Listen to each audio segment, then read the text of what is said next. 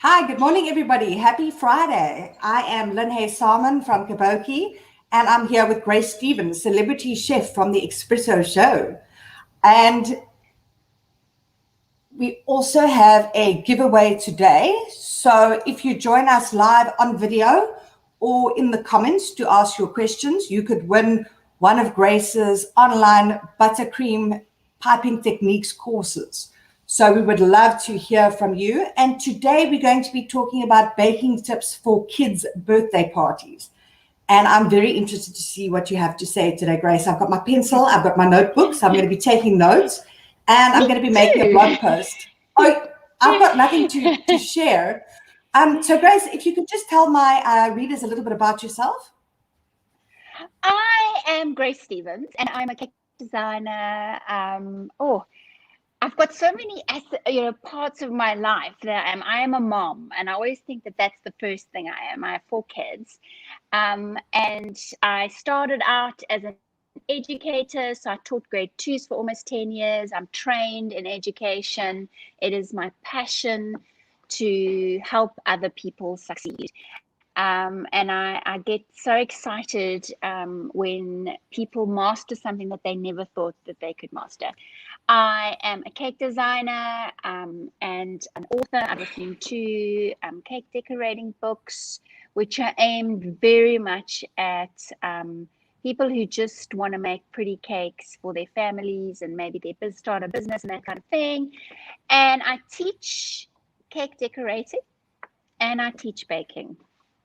So I like to think that I help to transform home bakers and home baking businesses with my skills on the decorating and the baking. And then I do business classes as well. So to take your business to where it is profitable and also sustainable. So I like to think that I am an all-round kind of coach. So I help businesses transform themselves and really make them into the best sort of business that they can be. That's Is that fantastic. is that too Yeah, long? no, that's perfect. I didn't know you were an educator. I didn't know you were a teacher, like a school teacher. That's absolutely awesome. Yeah, I was a school teacher. Yeah. And then also, I think at this time, in fact, before we went live, Grace and I were talking about the pandemic and where everything is and our businesses. And I think, yeah, you've got a lot to offer because moms are having to kind of get out their magic wand and figure out ways of making extra income at the moment. And Yes. baking from home and cooking and, yeah, creating your own business. That's absolutely fantastic. So I'm sure that business side of it is going to be booming and very important. Yeah, we've seen a rise in home bakers, and I've seen a lot more I've had a lot more interaction with people who have just started up their businesses during lockdown. They've lost their jobs or their hours have been cut and they need to supplement their income. And I think that if you have that sort of skill level and that sort of way with baking, and a lot of us women, we kind of live in the kitchen. And if you're a mom, you're always kind of trying to learn new things in order to either make nutritional meals for our kids or just to cut down costs on birthday parties. Because I always like to remind my husband, because I do everything for our birthday parties, I like to remind him how much money he saves with me doing it. um, because and then we want to put ourselves into our families, and I think that getting into the kitchen and baking and decorating and kind of stuff also feeds our soul, because isn't that so important that we want some sort of outlet to the stress that we're having at the moment? And for me, that's baking. Yeah, I love what you say about bringing yourself into the kid's birthday party because I find now, I think a lot of it is very commercial. But when I was a kid, my mom did everything. She baked all the cakes. She would be up there like icing at night. And I think it was very special. And that's what I kind of try to do with my kids.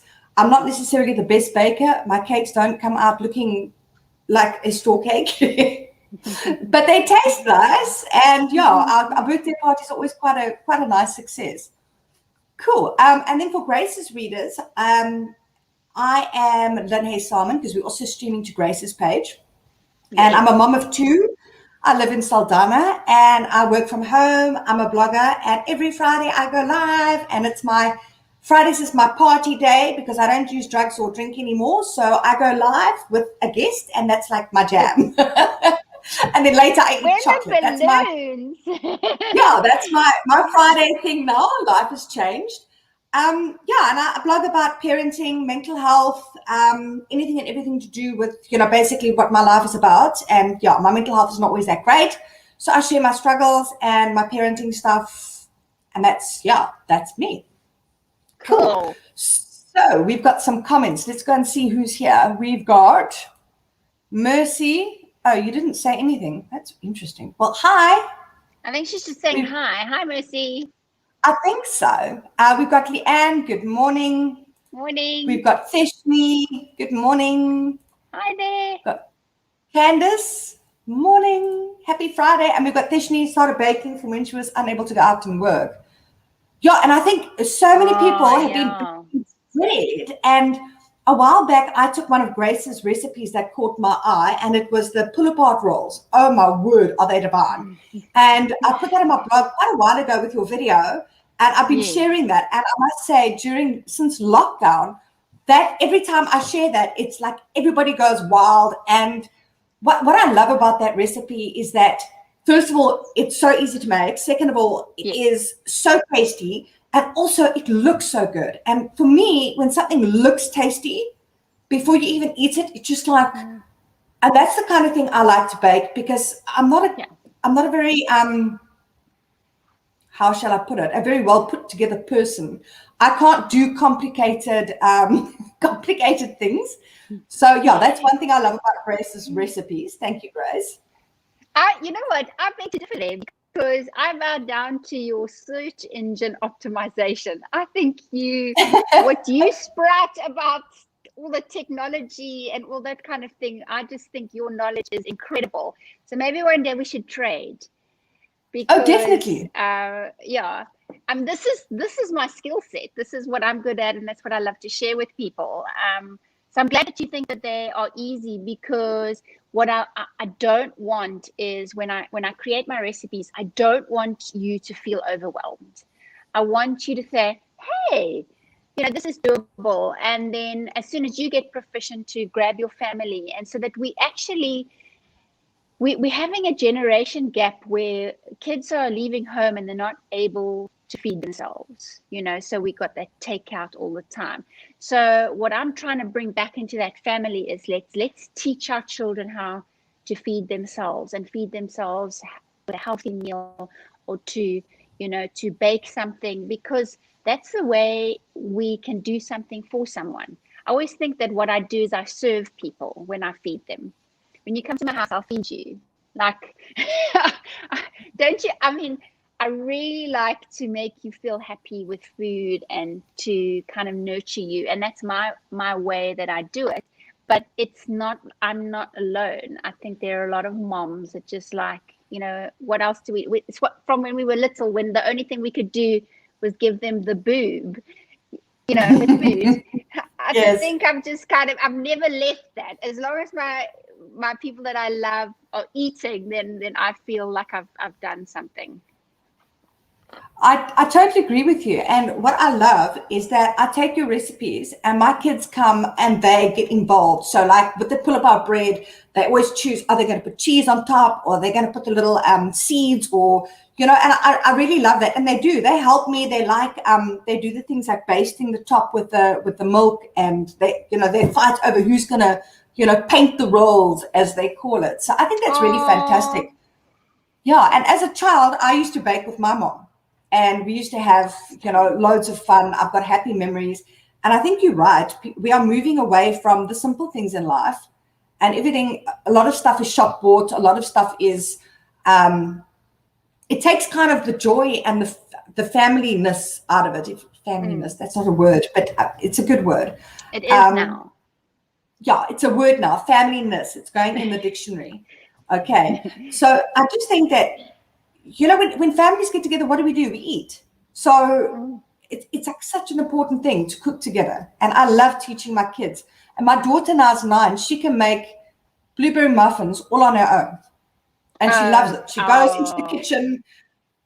There's a lot of sugar and stuff lying all over the place when she's done. But the muffins come out fantastic. Yeah. And that's so important. We can't worry about the mess. We've got to remember that when we're mothers, we're making memories with our children.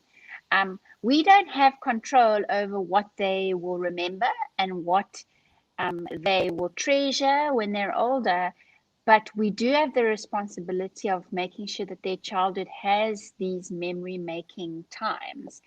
And so who cares about the mess? Messes can be tidied up. It's about that she feels competent, that she feels confident, and that she has learned from you as a nurturer to nurture the family, and now it's her time that she's taking it over. These days, my daughter, she is going to be 15 in April. She's baking by herself. Now when we have people over, it's not, oh, this is so delicious, Grace, you're a rock star. It's like, oh my word, Julia, she's kind of stealing my spotlight now. But that's what it's all about. It's about passing it on. It is. But me as a mom, I'm like, when you're a baker, you're addicted to people saying, Grace, this is so delicious. You're amazing. And now my daughter's taking my credit. But you can still take the credit because you taught her. So take the credit. So we've got Jamie Lee that's saying baking is a happy place. Definitely. Oh, yes. And you're teaching your son. That's amazing, Jamie Lee. And then we've got Theshni that bakes with her 4-year-olds. He loves to measure on ice. Oh. Yeah, my kids like licking everything. Yes. I love it. Yes. From as young as toddlers, you can totally get them in the kitchen. And like Grace said, I think the most important thing is don't worry about making a mess of the cake or worry about the mess. It's all about the experience and licking of the bowls. Cool. So now, definitely. Grace, we're going to get into the meat of this or the cake of this. What I want to know is, what are your simple tips for no flop baking for birthday cakes? Because I've got 2 recipes now. I've got a recipe for a cake and I've got a recipe for cupcakes. It's chocolate and it's literally no flop. But I those are the only recipes I can make. If I try other stuff, it flops. So I either use the same recipe every year for birthdays, for every celebration when it's my recovery milestone that comes around every year. It's the same cake I make. What is it that you need to know to kind of make baking cake successful? I think what you have to remember is it's not like cooking, where we season to taste and that sort of stuff. And then there's like, oh, I'm not going to put that much chili in it because my children don't like spicy food or something like that. With baking, it's very precise. And every ingredient that is in there has a role to play. So instead of, we don't season with salt. Salt actually sets our crumb. Salt actually is important with the structure of our cake and that kind of thing. So if you put too much salt into your bread, you're gonna actually slow the yeast development down and those kind of things. So that's where you have to get it right. So you can't just say, oh, and chuck in. So I would just say, respect the recipe. And so you probably find success with your recipe because you've used it and you're comfortable with it and you trust it. And, there's nothing wrong with using the same recipe over and over again because consistency is always great. But when you are using a new recipe, don't take the recipe and the first time that you've read the recipe, start baking along with it. You need to read it a couple of times. Make sure that you've got all your ingredients weighed out and that they are set out ready to go. The number one thing that I do find on my hair of mine, the number one thing that I find that people do, the mistake they use is that they will measure, they'll use a liquid measure like a measuring jug. And on the side, it will say 1 cup, 2 cups, 3 cups.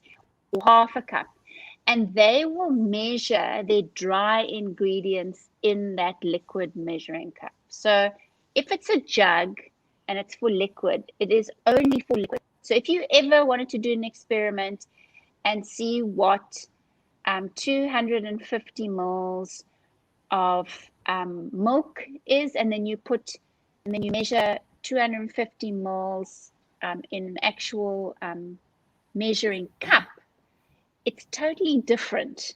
Okay, so the number one thing that you should avoid is don't use your measuring jug to measure a cup of sugar or a cup of flour. You should be using your measuring tools. And when a recipe has the weighted measurement, use your scale. A scale is something that, and it's fun to use with kids. Scales are amazing. So just get yourself a scale. And when they say this, the weighted measurement, use that instead of a simple cup, because we do find that cup measurements are different sizes. In American recipes, a cup is actually 200 mils, whereas a South African would be 250 mils. Can you see the discrepancy? Yes, and I've just found a big problem I have. I don't even have a scale. I only use my measuring cups. Okay, well, I mean, to start out, that's fine, but a scale is always a good thing to have. I would say that it's the least pedantic you can be if you want to. I mean, obviously, like I use a scale all the time because I'm weighing in my batter into my pans to make sure that they're all even. That's what I mean, and I'm weighing everything, and I'm quite pedantic about it because I'm a professional. But at home, I think that's the least pedantic piece of equipment you can have is a scale. Because Okay, remember, so I'm it going to does put that on make my a shopping huge, list.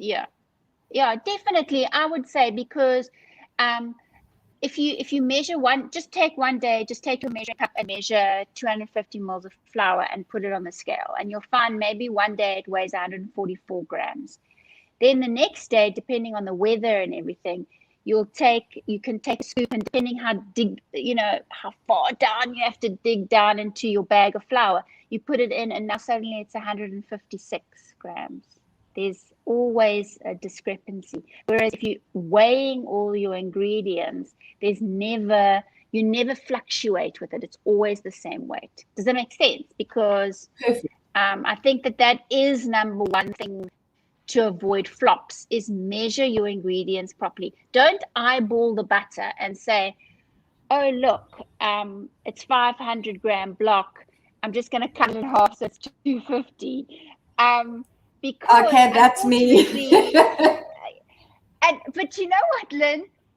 Weigh your block of butter first on the scale. Because these days, I made macarons yesterday, and I just, when I was at the shops, I just grabbed a packet of 100 grams of ground almonds, just because it's easy for me. I was just making one quick batch.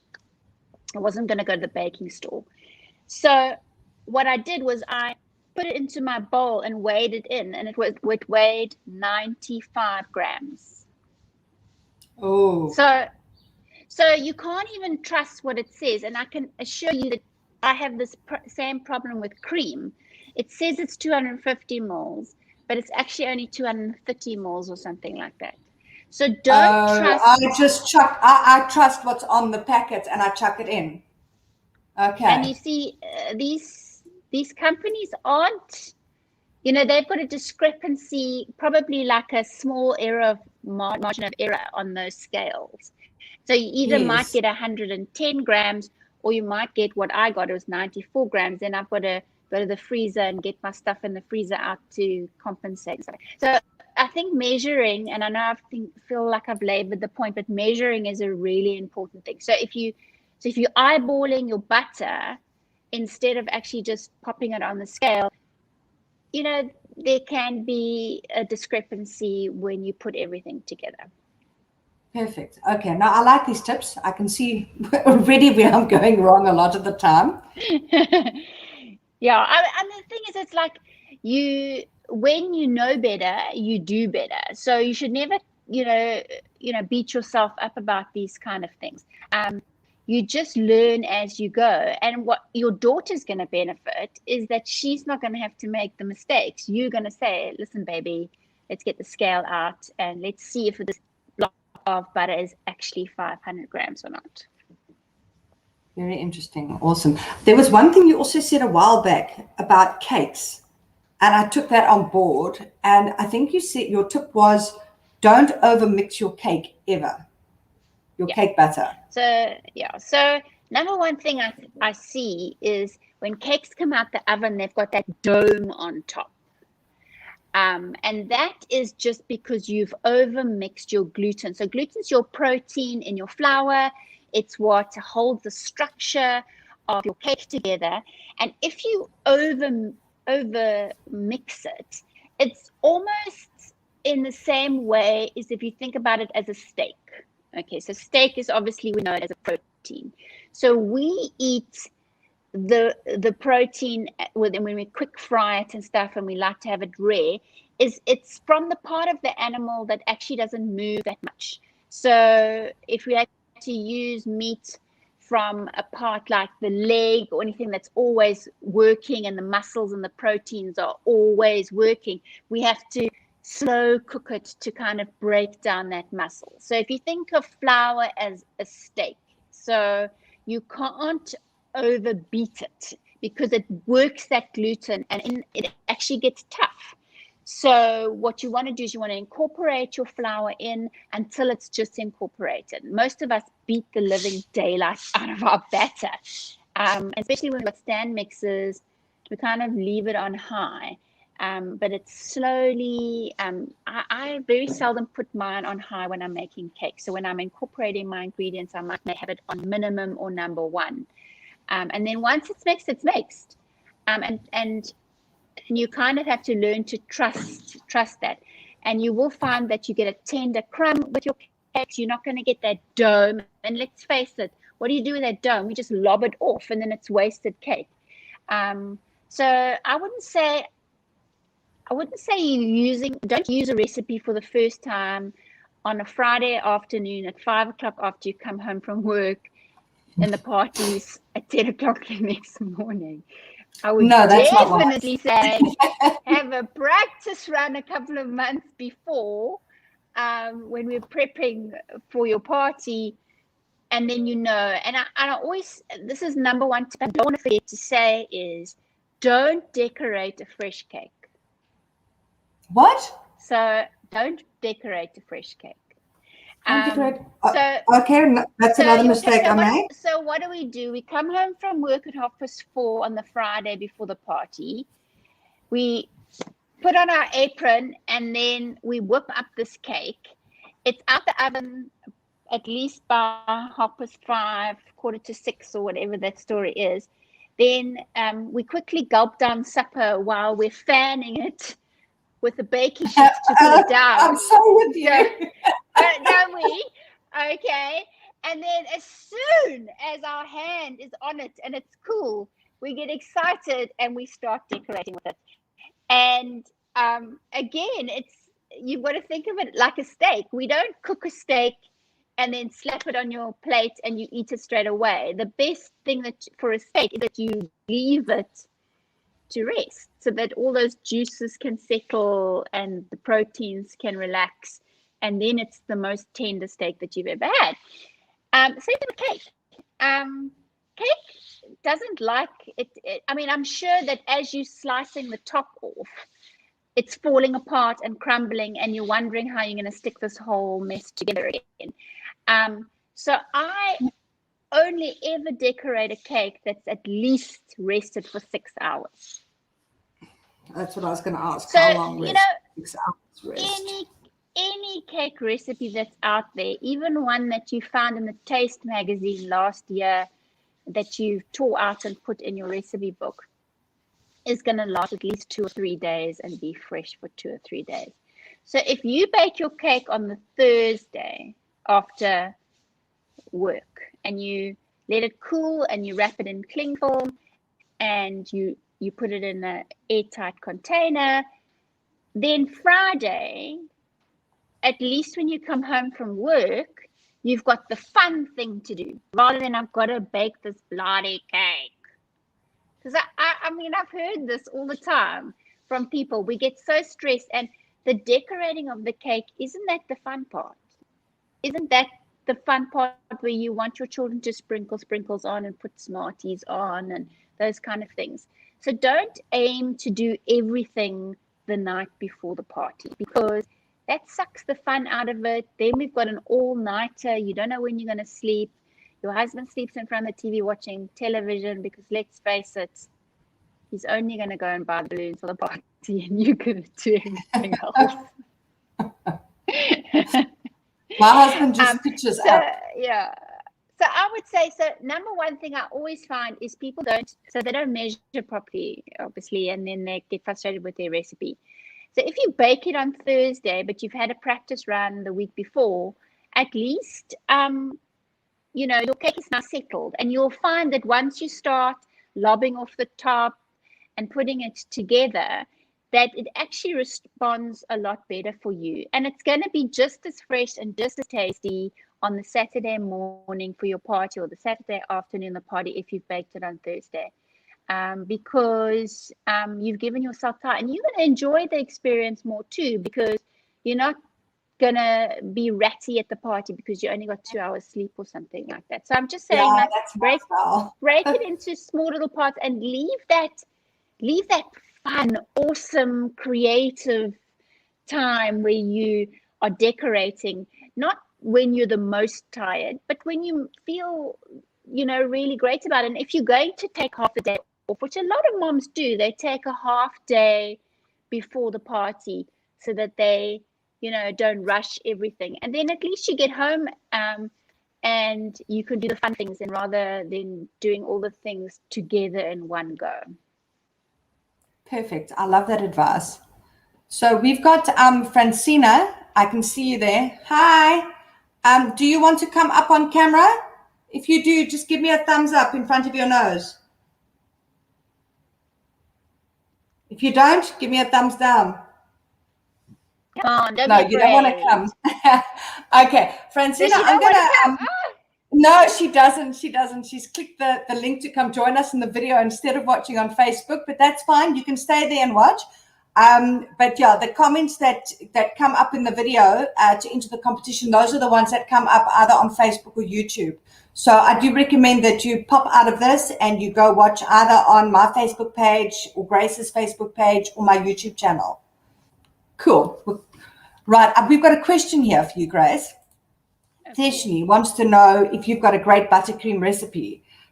First of all, Theshni, I can tell you that you can go to Grace's website and there is like a whole range of recipes and amazing goodies there. But Grace, over to you.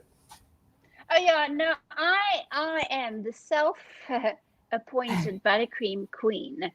I love buttercream, and I love that it's come back on trend again. I use American buttercream, which is quite easy to use. It's also great for the South African palate. South Africans love American buttercream. I use 1 part butter to 2 parts icing sugar. So if I use 250 grams of butter, I'm going to use 500 grams of icing sugar. So I just cream my butter until it's nice and soft. Don't beat the hell out of it because you don't want to get it so that it's sloppy.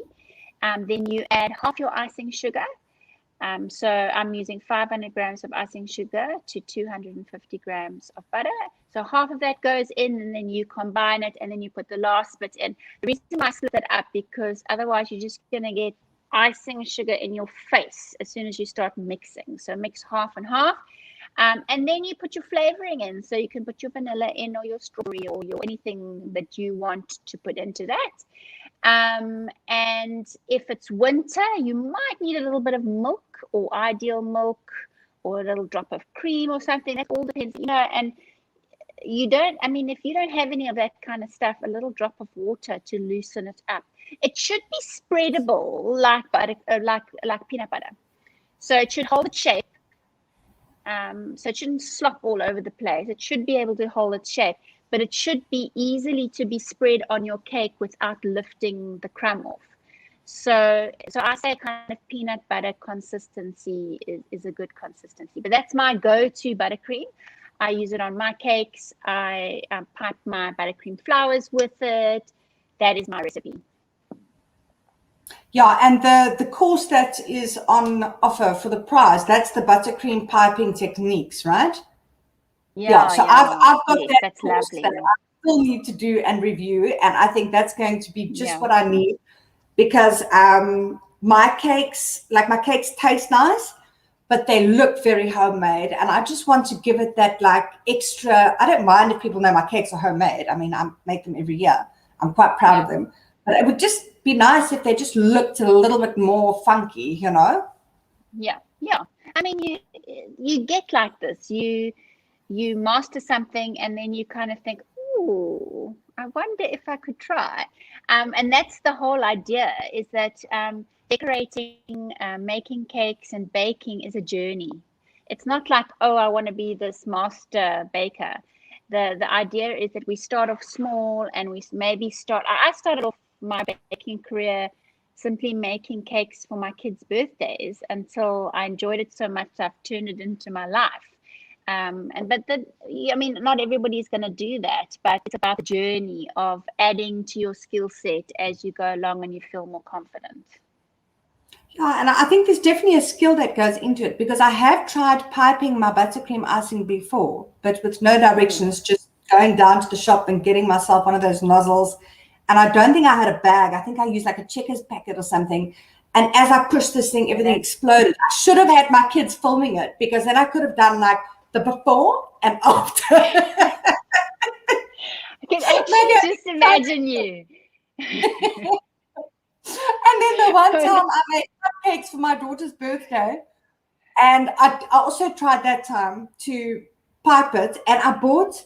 We went to the shop, and she found there was a gold icing, a gold food coloring, and it looked gold in the bottle. And when we bought it, we put it in, and it came out like this. It wasn't gold; it was just this like brown color. And then I tried to pipe it, and I put it on these cupcakes, and it just looked like someone had laid a turd on top of the cupcake. And I looked at her and I said, "No, this is," and she just like, "Mommy, I can't take that to school." So I took a knife and I just flattened it. So then it just looked like a brown cupcake. But then by the time we put the sprinkles and stuff on, it wasn't too bad. But at least it didn't look like a poo, you know? So, I mean, I've got like so many fails. And my son looked at me and he says, "Mommy, I don't want gold for my birthday." I don't go for my.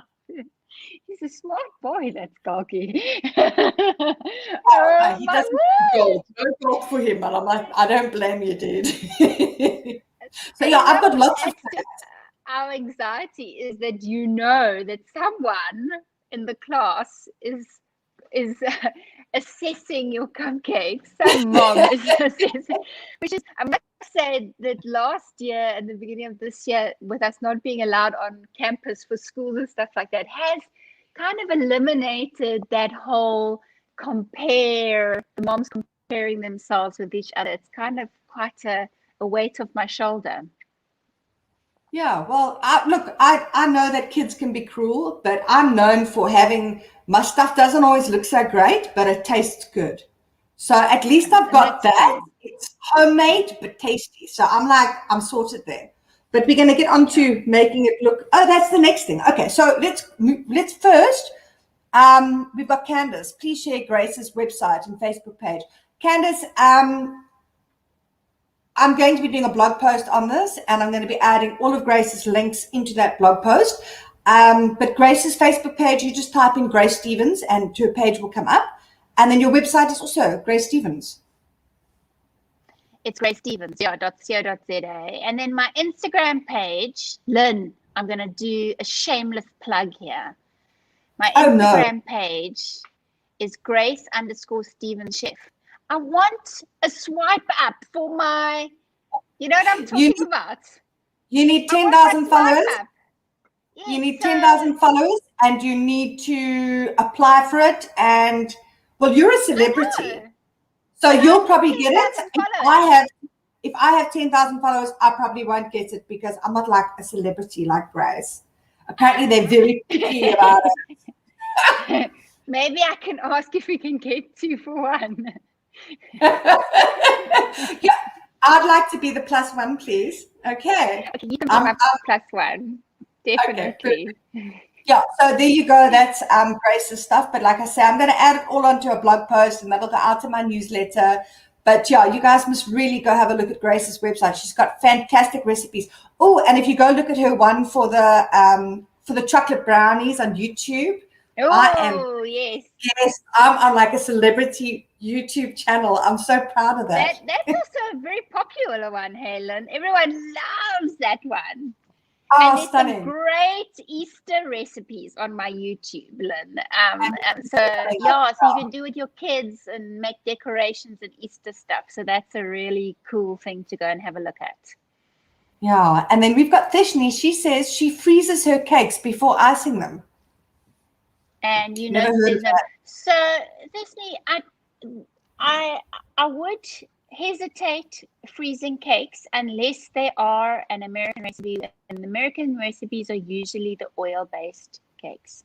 So coming back to the science of baking, if you freeze a cake that's a butter-based cake, there is some crystallization that occurs when you lower the temperature, even if you lower it just a little bit by putting it in the fridge, and then you'll find that your crumb dries out.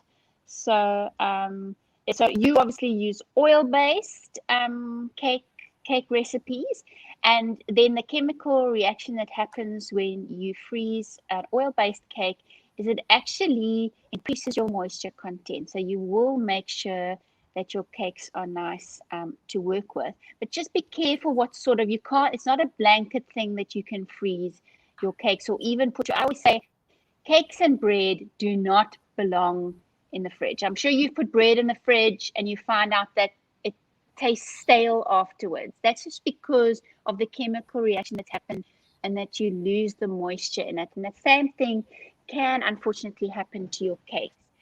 I wouldn't freeze a fresh cake straight out the oven that's still hot to lower the temperature because unfortunately you're going to make it stodgy because there's too much moisture in there from the heat.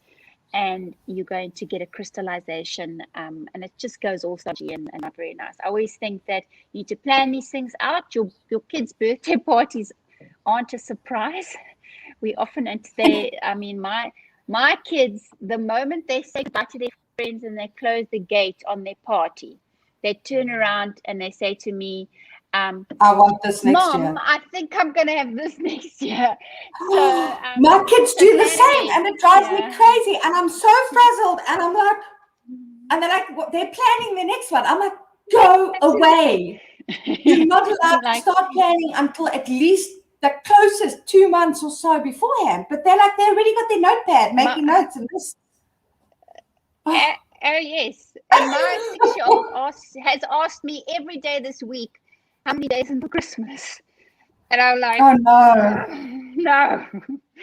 Oh, that's rough. Yeah. Awesome. So we've got a fish also. You don't have to. Oh, you got to paint it on. Okay. So that's mine looks like it is a paint. Oh, it's a paint. Yeah. Well. So okay. So you either. So what you do is you either brush it on with a little bit of alcohol, or if you were avoiding alcohol, then a little bit of lemon juice or almond extract, something like that you can paint it on. I have made this mistake before and sent my husband back to the shop to get more gold, back to the shop to get more gold, and then learned that you have to dust it on. So if it was fondant, my thing would be that you spray it with a little bit of spray and cook, and then you can brush it on and it sticks like that. Yeah. Oh, now I feel silly. Okay. Now I know why it came out like no one knows because it's sitting in the same bit as the colorant. Yes. So no one knows that. So I wouldn't feel silly at all. Okay, so how not to make your icing is painted. Yeah. No, that changes the game, doesn't it? I'm blown away, absolutely blown away. I'm making notes here. Perfect. Okay, so the next topic we have is, Grace, how do you make it look divine, as in not so homemade? I'm not embarrassed about it being homemade. I just want to know, like, how can I make it look just a little bit prettier? So Okay, with so your cakes and the icing. number one thing you can do is trim your cake. So a lot of people, and I've seen this on cooking shows, and this is a really bad thing. They say a tip would be that you take that dome bit and you swap it over and you put the dome bit down. That's terrible advice. I don't know what they're talking about. The first thing you can do to start getting a professional look would be to trim your cake. So that little dome that you get, if you can trim it off, that means that when you layer your cakes on top of each other, there's not going to be that little rise, and they actually level all on top of each other. And that is what's going to give you that professional look, because what we're looking for when we say a professional look is you want the top of your cake and your board to be parallel, and you want the sides of your cake to be parallel. So to start off with that, you would then level your cakes so that and trim them off so that you don't have that round dome part. That means that your cakes actually lie flat on each other, and that simple tip is going to take your cakes to just a more professional finish to your cakes. Okay, well that's a good tip, because I do a double layer cake and they both have a dome. So I've got like a double dome, and then it kind of sits skew and very like Mad Hatter sort of look. Yeah.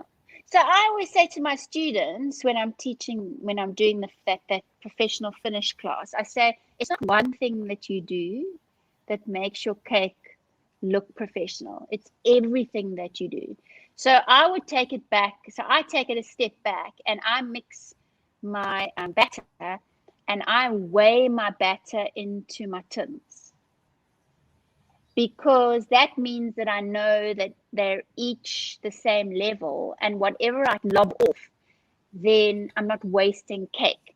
Because what do? We like one cake's like this full, and then there's one little biscuit one that we've got, and maybe the biscuit one, it's so small and it's got a dome. So we think, oh, if I cut that off and level it off, then I'm going to have this tiny bit of cake. So I'd rather leave it on. Isn't that what we think? We think, don't cut that top off. So if you're weighing your batter into your tins, then whatever you cut off is pretty much the same, and you can get a nice level cake. And also, if you're not over mixing your batter, you're not going to get that huge dome that we then have to lob off. So in fact, most of my cakes, I don't take off that much, because they come out quite nice and level. So, and this is the number one reason why people leave that dome on, is because they're afraid of wasting cake. I don't know about you, but no cake goes wasted in my house.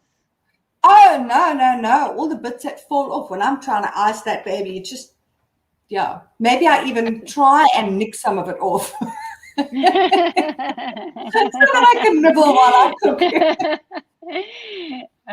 So the truth comes out. Okay, so I don't, like I said, I don't have a scale. So that would be very helpful, because I don't weigh it. I just put my two cakes in there and I'm like a little bit in there, a little bit in there, a little bit in there, until it kind of looks even. And I suppose, that would make a massive difference. Definitely. Lovely. Cool. What else have you got for us? Well, for your professional finish kind of thing. Yes. So I just, and this is just coming back to what I said previously.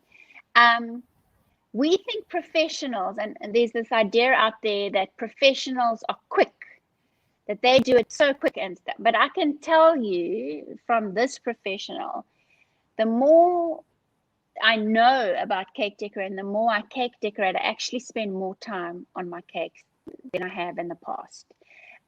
Because more, you want to refine everything. So give yourself time.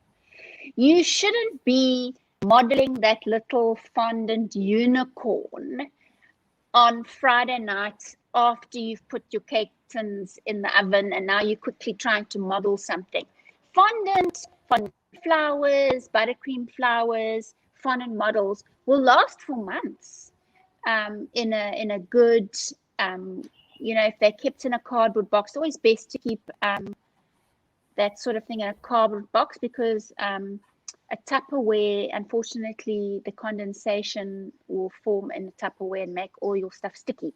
So keep it in a cardboard box. As long as it's out of direct sunlight and it's out of being able to get dusty, they will keep for months. So don't make your unicorn for the top of your little girl's cake at like midnight the night before the party. There's no need to do that. You could stagger it and do it like a month and take 2 or 3 nights after work to finish that. Or even, if you're doing it a month ahead, you can do a little bit all the time and build onto that. And then the end product isn't like a rush. So what I'm trying to emphasize here is that give yourself enough time.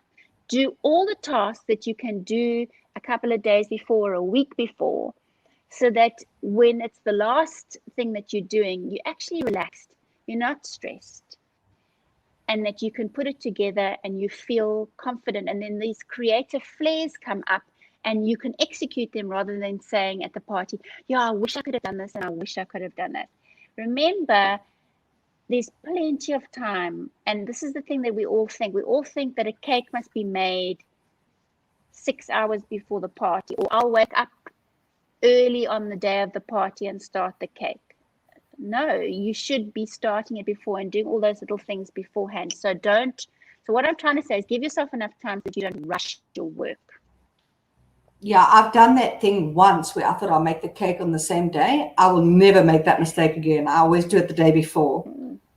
Yeah, and I make it in the morning because, whoa, that doesn't work out at all. Yeah. Even if you got a great recipe and it's an oil-based recipe, and I do have some great recipes on my website, Lynn, as you said. And my book, the way that my books are laid out, are also each project is like, what can you do a month ahead? What can you do a week ahead? What do you do the day before? So that you can get into that routine of thinking, because this is how professionals think. Professionals think ahead of time. So I am not starting a wedding cake for the weekend today. I'm actually finishing it off today. That's, that should be the way that you think. It's just, I suppose, because it's a new skill to you or something that you only do once a year, you leave it to the last minute because we're afraid of failing, aren't we? We're afraid of making a flop. So we put it off, we put it off because we're hoping that if it doesn't work out, we can just say, well, I didn't have enough time. But if you plan well, you will plan and succeed. Yeah, I like that. And like you say, I only do my full-on baking once a year. I have my kids' birthday party together because I'm super lazy and I don't like the stress of the party. And their birthdays they're not that close, but my son is in December. So if he wants anybody to come to his party, he actually has to have it in November. And then my daughter is the end of October, the 29th of October. And I'm like, I'm not doing that.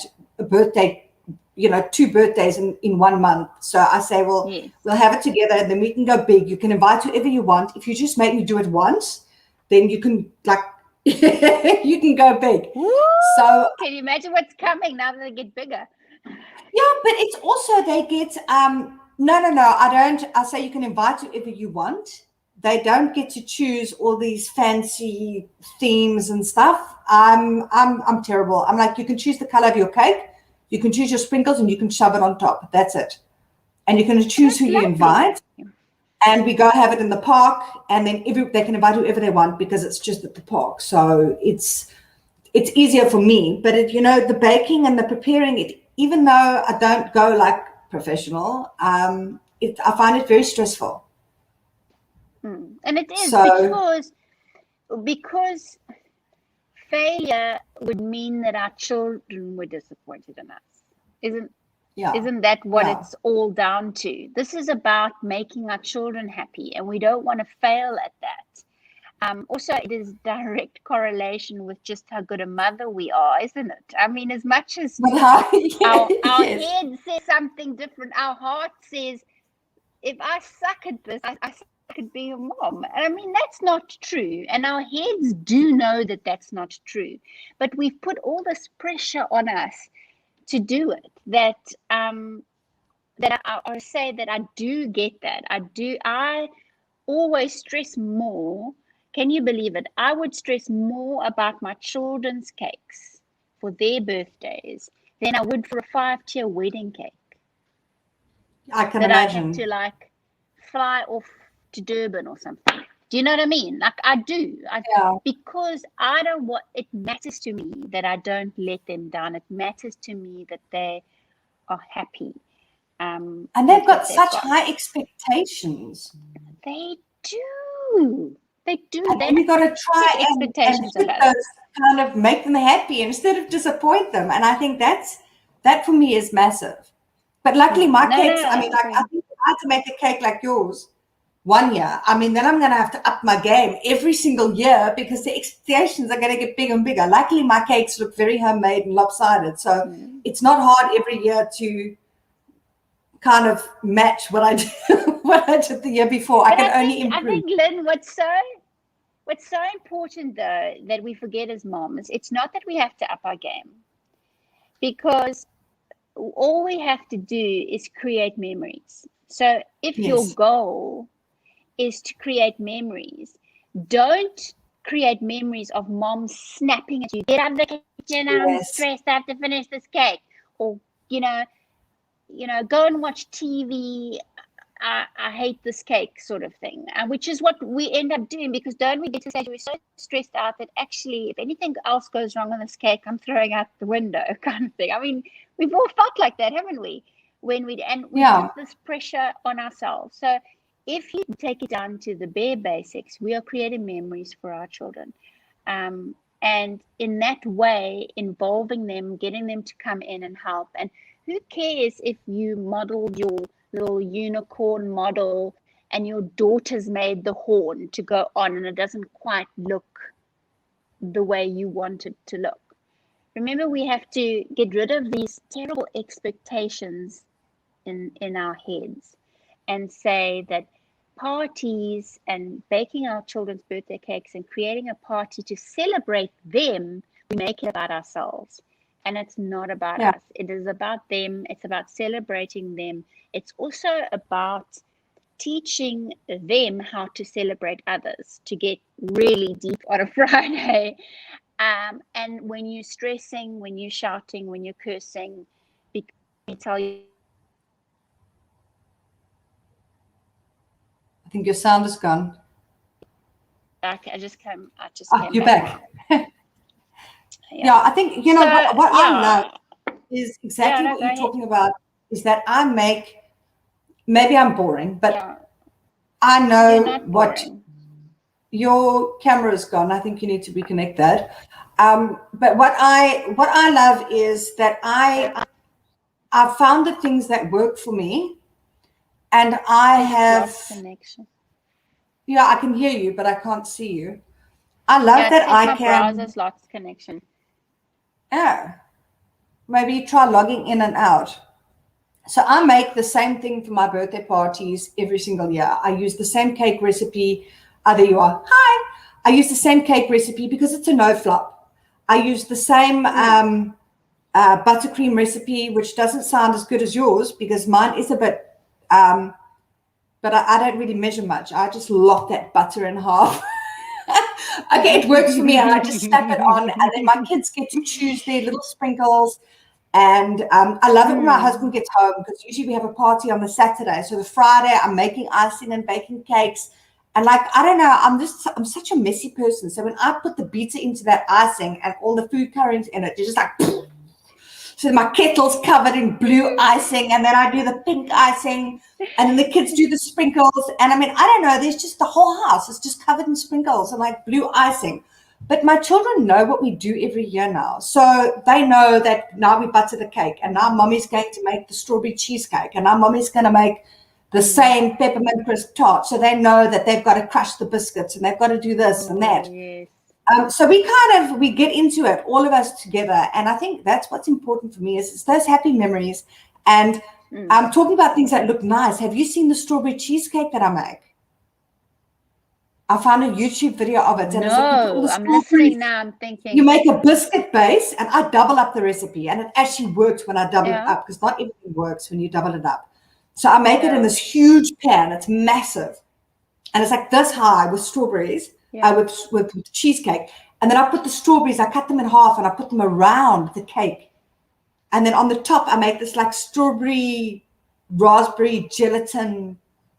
It's basically like a little line of pink on top. Yeah. Oh, I make that every year. And it looks so good. And it tastes good. I think you need to come and do a YouTube video. Yeah. No, you must. It's absolutely. And you feel like a rock star, don't you? Like. And everybody arrives and they're like, wow, you're so like professional. And I'm like, yeah, it's just like cut strawberries and it just looks fantastic, but it's so easy to make. And it's a fridge one because I can't do the baked cheesecakes. I've tried a few times and it's been rather disappointing. Yeah, they are a bit technical, aren't they? Yeah, then they say you got to put it in the thing of water and then in the and then my oven and everything. There's just cheesecake and water and steam and gooey stuff at the bottom of my oven. I don't know. It doesn't go right. And it takes a long time to bake. They do. Get on with it. I've tried 3 times and I've decided that I'm a fridge cheesecake person. I'm not going to be a baked cheesecake person. Yeah. So I find that I've got my method and it works. So that's what I stick with. And I suppose there's nothing wrong with that. Good. No, there's nothing wrong with it. I mean, it's what chefs do it all the time. Why do you reinvent the wheel? Why do you add pressure to yourself? Absolutely not. My children only ever want my chocolate cake. I make the same chocolate cake. Why reinvent the wheel? Why? This is what I'm saying. It's like you don't have to level up every time with your kids. Yeah.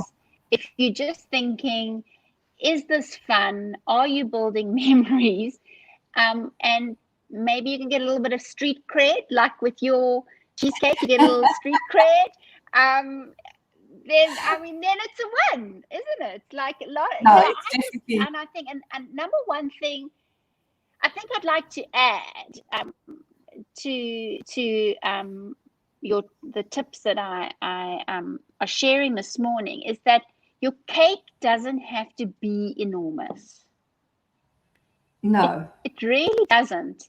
And so we get carried away with making huge cakes. And let's face it, if you've got 14 kids coming to your party, even if you've got 20 kids coming to your party, a 20 centimeter round cake with a couple of layers that makes it 12 centimeters high is going to feed all of them. Because it's a party. It's not a dessert serving of cake. It's not the only thing you've got at the party. And when you cut that cake for those kids, you're giving them a small little piece. You're not giving them a wedge of cake because they're just going to leave that lying around on their plates. So don't go and make this huge, big cake just because you've got 20 kids coming. I pride myself on that. I make the cake. Everyone has a slice, and there might be a couple. Did you see that? I just saw that. That's naughty. That's okay. He always shies away from the camera. So I always say, and then a couple of pieces that you can keep for Granny and Grandpa or anybody who couldn't come to the cake. But you don't want lots of cake left over because you're going to have popcorn left over. You're going to have chips left over. You're going to have fridge tart, and I bet there's none of your strawberry cheesecake left over. I make everything myself from the platters because I don't do just the children. I invite the family basically. So we're in a small town. Most of the kids that's in my daughter's class have got younger brothers that are roughly the same age as my son. or they've got other siblings, and it's the parents. I just invite everybody. So you get an invite, and I just say it's your whole family. It's mommy, it's daddy, it's your whole family. So just come, and then I make a couple of platters of food, and maybe this is where we can go just quickly into the next one. So this is about, tips for keeping it yummy but healthy. So, I mean, basically what I do is I make maybe 2 or 3 platters of food, and it's a variety of stuff that'll appeal to the children and the adults. So it's things like chicken wings, a couple of those little pork sausages, some mousses, sausage rolls. I then also cut up fruit. So I'll have strawberries, I'll have pineapple and grapes and watermelon. Those are usually the fruits that I do because it's nice stuff, easy to just pick up off a platter and eat. So I'll do a couple of platters, a couple of bowls of fruit, and I'll do then a couple of packets of chips, just because, well, you have to have chips at a party. I mean, chips. And then I'll have the cakes and the so my children, all they get for their birthday party that's unique, they each get their own cake, and they get to choose the color. There's no themes and stuff like that. And then I have a big peppermint crisp tart. I don't mess around. And I have my big strawberry cheesecake. And the adults and children can eat off whatever they want. And then I have party packs with sweets that go home. So when the party's over and they leave, here's your little packet of sweeties. You can go get sugar wrecked at home with your mommy. Absolutely. that sounds like plenty. I mean, another thing that I do, Lynn, maybe for the other moms out there, is I always think a little cheese board for the adults is that's quick nice. and easy. So I buy like a brie and a camembert, maybe a nice sharp cheddar, and then I have some salty cracks and some of those water biscuits or whatever. And then I just put that out with maybe some grapes or, that's the nice thing. It's like you want to go to town on the cake and you want to like have a signature dish like your strawberry cheesecake, and then you think about things like, a cheese board works really nicely to satisfy the parents and also health conscious parents. And then always include some of those rice crackers for those people who are gluten intolerant or they're celiac or something like that. That always kind of goes quite well. But also I do fruit platters. I have my signature. I always make cinnamon buns. My children say it's not a party without cinnamon buns. Okay. And I have my go. So for the parents, because I always think that they're coming and they're taking their afternoon to come out to my place. I want to make sure that they're comfortable and that they can chat and interact with each other, because when you're a host, you want to make sure that everyone at your party is feeling comfortable and stuff like that. So I do kind of have savory and sweet kind of things for everyone. But I find that the winner thing, the thing that I never have left over, is the cheese board. And you can either go to town with a cheese board, or you can literally just get sharp cheddar, brie, and camembert, slap a knife and some salty cracks next to it, and people will enjoy that. I mean, some fig preserve or something. You can literally walk into Woolworths and get a cheese board without even breaking into a sweat, or you can go to town and kind of go to your market and pick up some little things. You know what I mean? I'm catering for all those I'm getting into this. I'm getting hungry now. A cheese board is like a wow factor, like for minimum effort.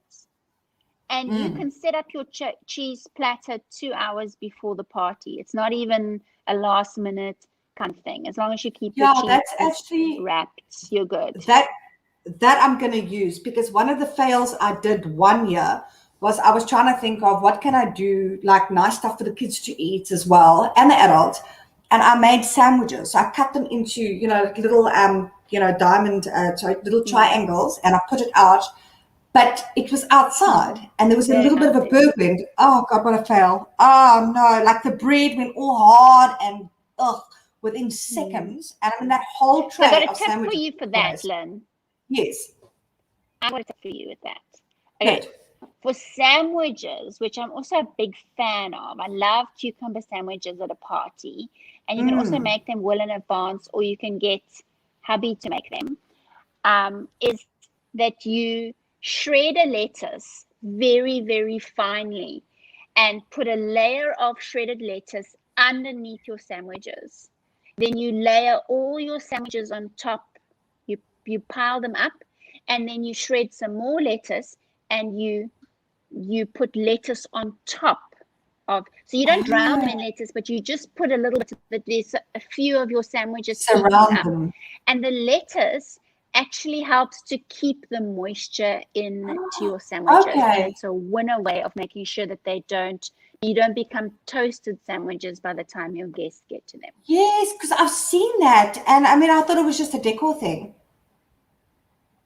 But now, okay. No, it is like essential to keep your sandwiches, because that's a really fun way to get kids, eating something that's not, because remember, put cream cheese on, make sure when you're spreading your butter or your cream cheese or whatever you're doing, all the way to the corners, so you cut, because that seals your bread so that it keeps it moist.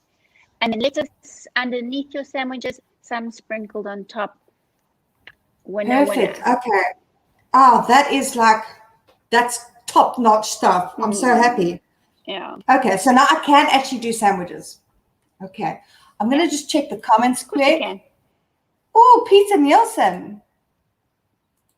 Hey, that's one of my best buddies. Hey, you know Peter Nielsen. He's on Espresso Show. Thanks to Grace. My last cake was a win. Yeah. What's up, Peter? Nice to see you. Oh, that sounds like a winner. I love those pinata cakes. It's quite a trend at the moment to have something inside your cake, so that when you cut it, then it all spills out. And I mean, we're always trying to top ourselves. So I think this would be great for you this year, Lynn, because everyone will see your cake. And it's just a little and they're going to be like, wow, Lynn's and then when you cut it,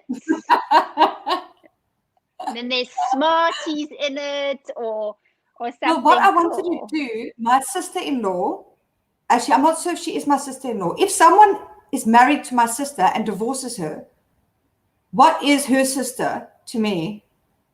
I don't know. Anyway, she was my sister-in-law, but I'm going to say she's my sister-in-law. She's actually a chef, and she said what she made one year was a cake that looked like a treasure chest. So it was decorated as a treasure chest, and inside she had those gold coins.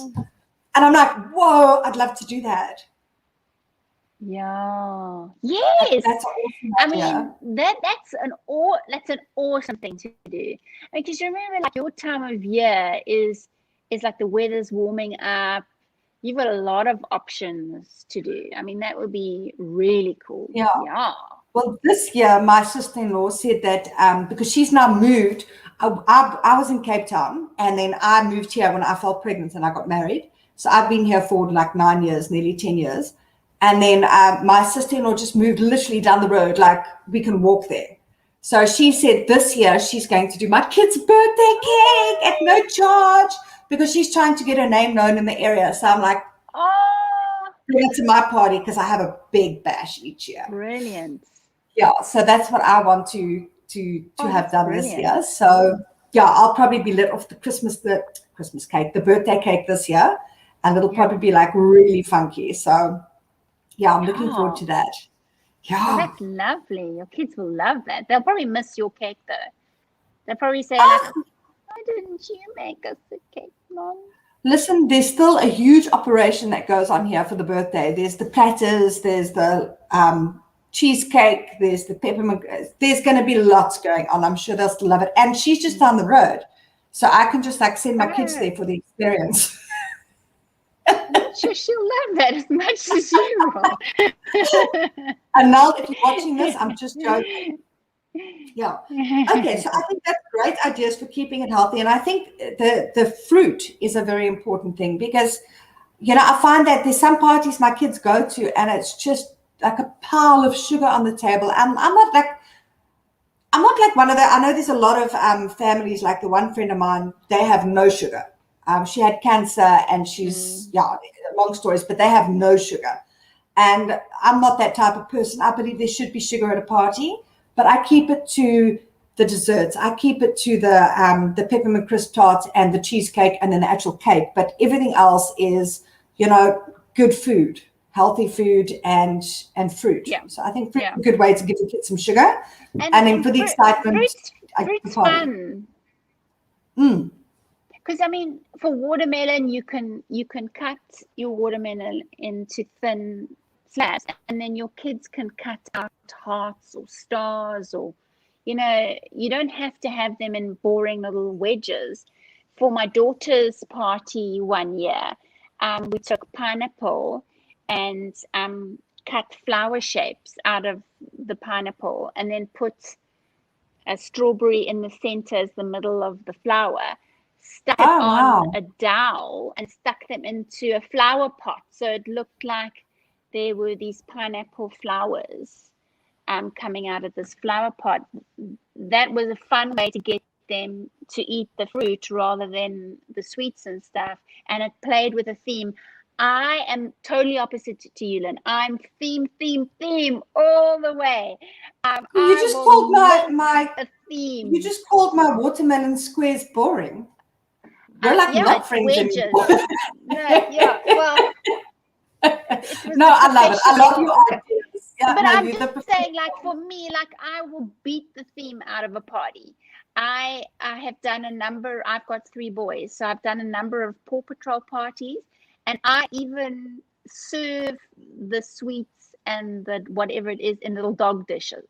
Sure. I'm saying, I beat the hell out of the theme.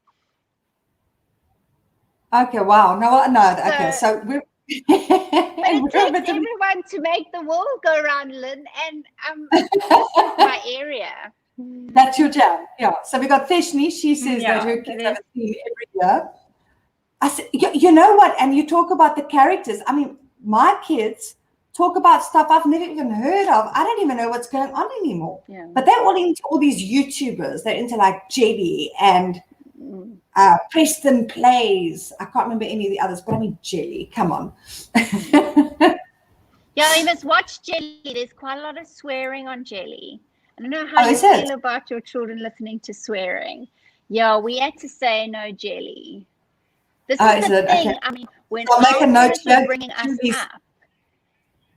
up, there was one TV, and our parents could always hear what we were watching. Now, with them having access to YouTube and stuff like that, we've got to try so much harder to know what they're watching and what they're exposed to, because and most of these YouTubers that they enjoy are really semi-adult to adult.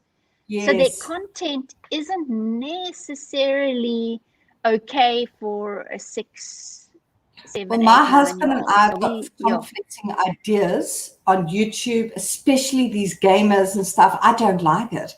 I don't like it at all. If I had my way, I would ban YouTube. I'd ban the kids from YouTube because I just don't like the stuff that they watch. It's not, there's no substance to it. But my husband says, no, there's nothing wrong with watching a little bit of. I agree with you. Yeah. Let's see here. Coco Melon.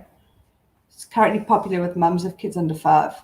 I haven't heard of Coco Melon yet. I've never heard of it. No. But we don't have kids under 5, Lynn. Yeah, mine are 7 and 9. So yeah. I can't keep up with it. It's too much. No, it's such a, my 6-year-old walks around saying, because I'm a duck, which is apparently something that they watch. I'm like, okay. But they say funny things. When my son was 2 and we were driving, he said to me, he started a story and it started with, Mommy, when I was a baby crocodile. And I said, yeah. Okay, carry on. I can't remember what he said. I just remember that one line and thinking, I've missed something big here. Absolutely. So here we go. That's our next item. I think we finished on the health side. Are we good? Yeah. Okay.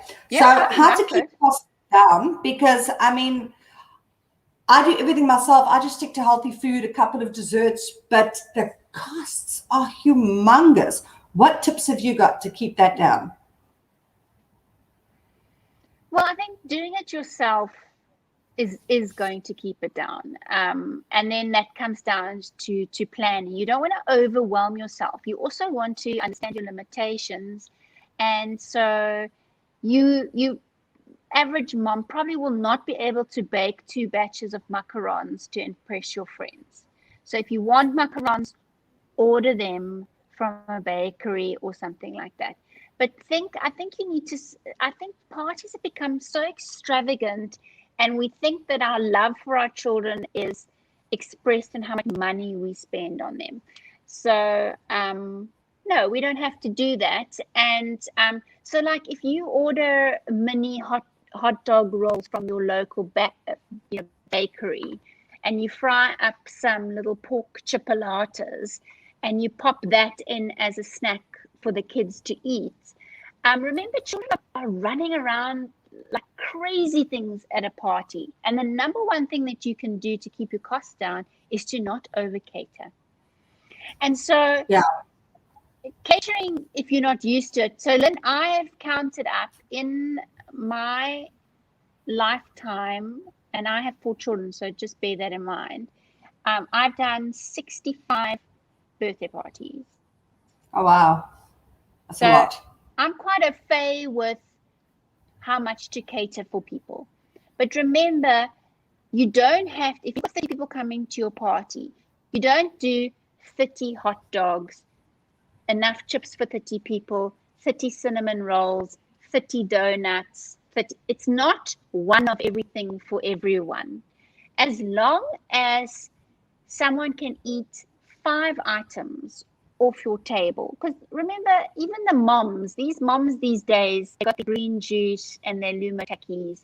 They're not going to eat a cinnamon roll and a donut and cheesecake and some chips and.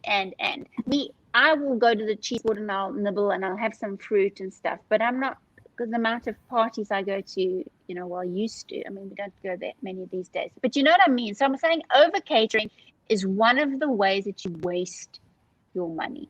So if I've got a party with 30 people coming, I will only make a dozen cinnamon buns because not everybody's going to have one. I will make then maybe a dozen donuts, and I will make I don't know, I have a cheese board, which obviously caters for more people. Fruit cut caters for more people. Chips is easy to cater, but you don't have to go and make 30 donuts and 30 cook sisters or whatever your story is. Rather keep those things small so people have, and then people only have small slices anyway. So it's all, and children might eat 2 items on a table. They're running around like crazy things. They're actually thirstier than they are hungry. And so you're right to send a party pack at the end home, because that's always a great way, because they will eat that after the party when they've calmed down, when they're not running around like a crazy thing. So don't over cater. Don't be afraid that the food is going to be finished. It's supposed to be finished, because you do not want to be eating stale crackers and cheese for 3 weeks after the party. Do you know what I mean? Having a couple of slices of cake left over, and maybe a little bit of the sharp cheddar left over, that's what you want left over. You could always, chips are a reasonable thing to buy. So you can always buy a couple of extra bags of chips that you keep in the kitchen, and then if things start getting low, you top up the chips and something like that. But don't freak out when things are being eaten. Remember, that's the idea. We don't run a hotel buffet where it looks like no one's eaten from it 24/7. It's not replenished all the time. So that's my tip is because we do over cater. And I think that we always want to go, if you plan ahead, you're not going to be making your desperate trip by your husband off to Woolworths to go and buy super expensive stuff at a premium just because you want it to be quick and easy. So if you plan your stuff out, you won't get stuck into that trap of having to run off and buy things at a premium. You guys have a Woolies close to you, don't you? Yeah, we've got a Woolies. Yeah. Yeah. So think, but I don't so really just shop think there. about it as it's last minute. This is what I've always found. Last minute is expensive. Yeah. You know, when you get to the stage where I don't care now, I just need something on the table. Yeah, no, I totally agree with you. And I think, you know, what I've found as well is that as I've done the parties over the years, I've kind of seen what do the people actually eat. You know, there might be something I love and everybody gets in and they're like, ew, no, thank you. So my idea of what's lekker to eat at a party might not be the other person's idea. And like you say, you don't want to get home. And I mean, I've seen some parties where the people pack up afterwards and I think, has anybody even eaten anything, or did you buy so much you can't even see the dent? But, and then like you say, you know, and I look at those things and I think, oh, are they really going to eat that when they get home? Like sandwiches that's been sitting in the sun all day. It's, you know, you don't want to take that home and eat it the next day. I don't eat a sandwich the next day. It's gross. So what I do is I fine-tuned my menu over the years to what I know people eat. And when I have a party, I just take home the empty trays, which I like. I like seeing those empty trays and knowing that everything's been eaten. And I agree with you. You know, we're not there to provide a 5-course meal for every single person. It's just providing some snacks and some entertainment and all of that. And I like to have a party where I can, I like doing the platters and that sort of thing rather than food that you dish up, because I like to have a party myself. It's also my day of celebration. I've kept these creatures alive for how many years? It's my moment as well. To say like, well done, Lynne. You're like a total adult here. You can do this. You can keep children alive, healthy, and all of that. So yeah, I like things that I can just put it out on the table and I can just eat as I go, and everybody can just go grab their food and keep it healthy, and everybody has a good time. Absolutely. Yeah, no, I'm with you. Also, like, don't get caught up in that trap of your party is an expression of how much you earn or how much you care, or, you know, because that is a slippery slope.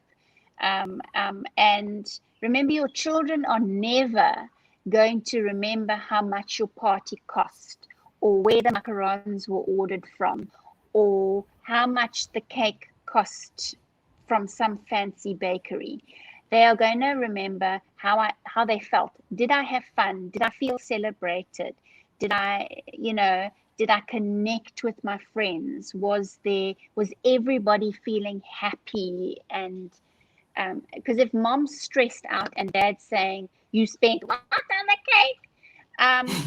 That's what they're going to remember, the stress that involved with the party. So you do have to realign your priorities and say to yourself, you know, are you creating positive memories for your child? Because, you know what, my children will probably be happy with jelly and custard.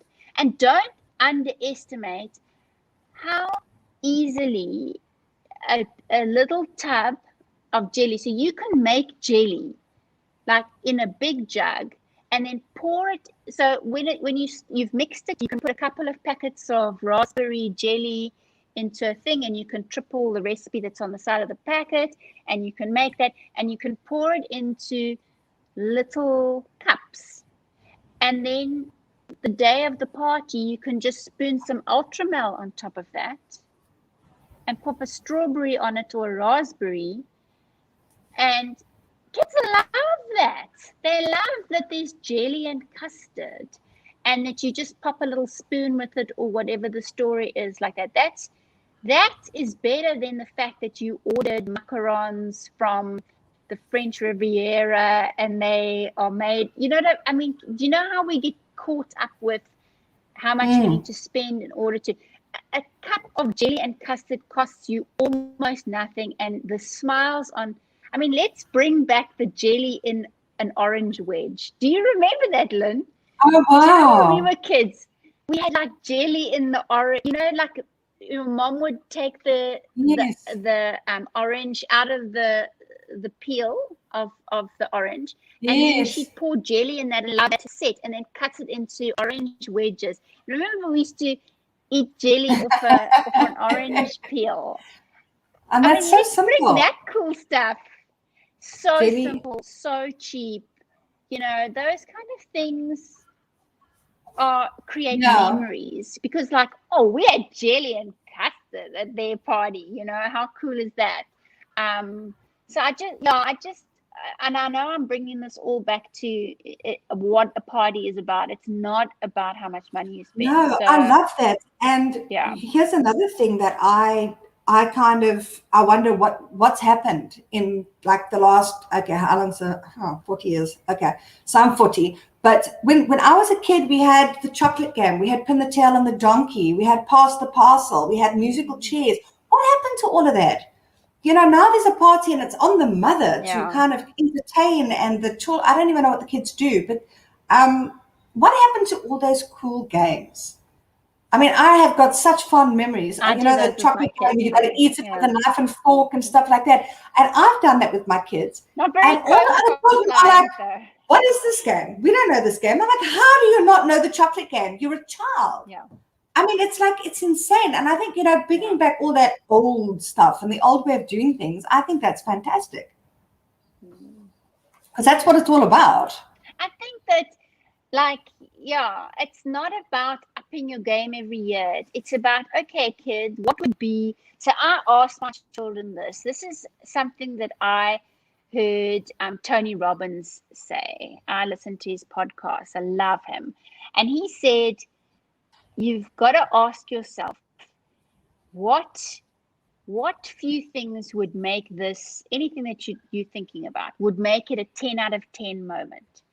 So I did this over Christmas because, you know, COVID was, you know, the numbers were high. We didn't have many people. And I said to my children, for you, what would make your Christmas a 10 out of 10 Christmas? What, if we didn't have something there, would it make it less than a 10 out of 10? And they said things that I never thought about, but were so simple.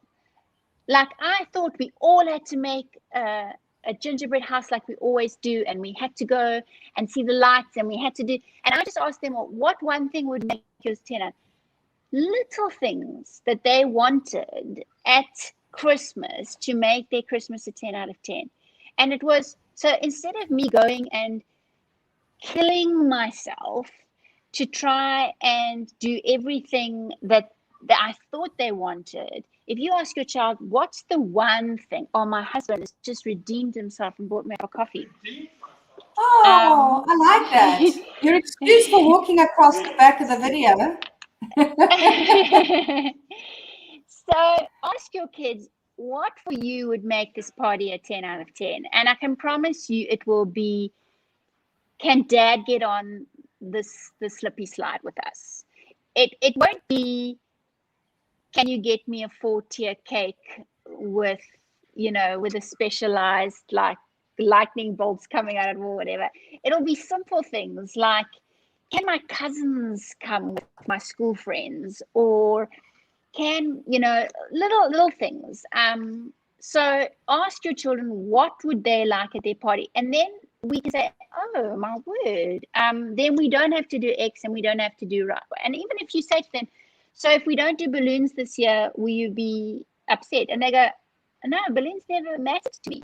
Like, I've got one child that if we didn't have balloons at a party, you know, yeah, exactly. So we have this, in our heads, we have this idea of what would make our children absolutely happy. And the reality is, it's like, they just like dad to put on his board shorts and like climb in the pool with the kids, and throw everyone off their shoulders or something. Like, how that doesn't cost us anything.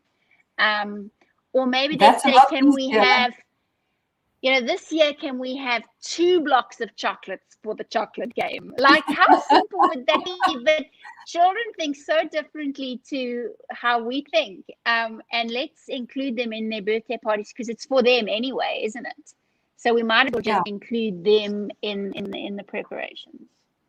I love that. And when you spoke about the gingerbread house, I did that one year. It took us 3 days to make a gingerbread house because I think that I'm like, I've done that once, and they've asked to do gingerbread houses again, and I'm like, not a chance, not a chance. It took 3 days to make it with yeah, 2 1 children. year I did. Yeah, Crazy. For 1 year we did that. I also nightmare. I've got one child who he loves gingerbread. So this year, and I said to them, "What's your oh dear, we lost you." So this year, I said, "What's your top? The thing would make your Christmas top 10 out of 10." He said gingerbread man. I just made gingerbread house for him. Happy boy. So is this now the Grace show? Dear. I'm losing you there. Well, I don't know if anybody's got any questions, but they will write them now while Lynn's getting back to us. No, I'm here. You're not Lynn here. can tell us. Otherwise, I'm going to have a sip of my coffee, everyone. Grace, I don't know why you can't see me. I'm going to WhatsApp you. I think maybe the internet went down. Oh, I can hear you. You're back. Oh, good. I was just saying that you were frozen, not me. I was here and I could hear you. But I think everything's back to normal now. Am I losing you? Oh, no. Okay, so I think we can now move on. You can't see me. I can see you. I've got best tips for getting it all done yourself. I'm just going to get Grace, and I'm going to say, hi, Grace, it's me. I can see you, but you're a bit frozen, but you can't see me, so I'm not sure what tech problems we're having. Okay, if anybody's watching, could you maybe just let us know what you can see? We've got Theshni that says she loves adding fruit into the jelly and then pouring them into the mold set. I absolutely love that as well. And it's possible, man, says that they've cooked too much and often guests will take home so that they don't go to waste.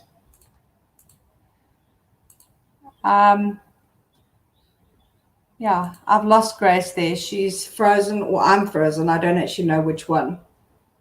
So we'll just have to see what happens over here. Yeah, and we've got the best tips for getting it all done yourself. I think we've actually covered a lot of that already with Grace. I know Grace is on her phone. That's why she can't see me.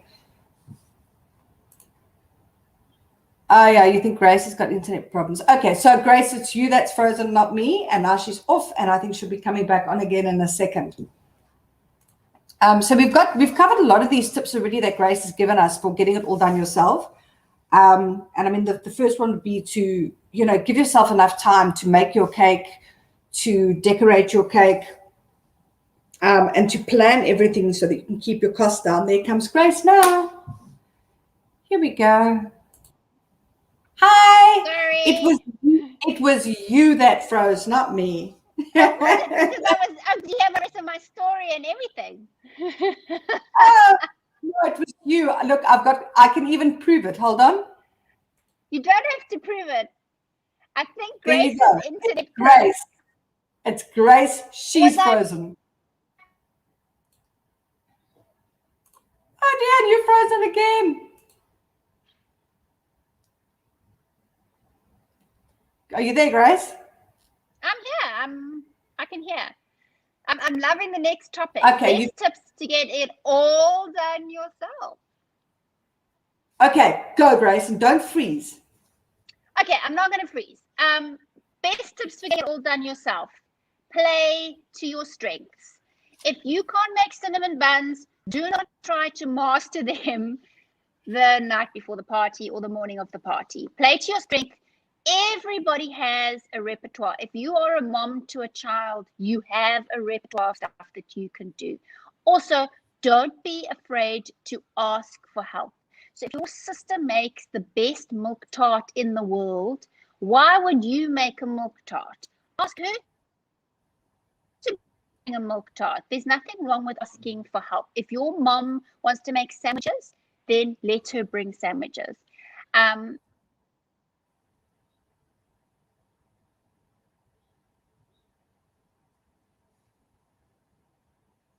I think we've losing Grace again. I'm still live. Lady on the right, that's Grace, is frozen. Such a pity, because I wanted to hear all of Grace's tips and tricks. But I'm loving that. And I think, about asking for help, I think a lot of us want to get it all done ourselves, and we don't have to get it all done ourselves. I love it when my mother-in-law comes and offers to make stuff for the parties and to help me set up and everything. And I think that's absolutely fantastic. Going to remove Grace. Oh, she's gone. Okay, we're going to see if she's going to come back over here. I think Grace is definitely having internet problems. Let's see if she's going to come back.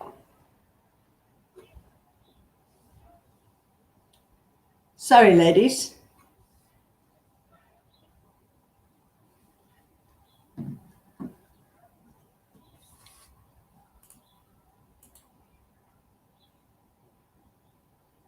Nothing yet. I don't know where Grace is.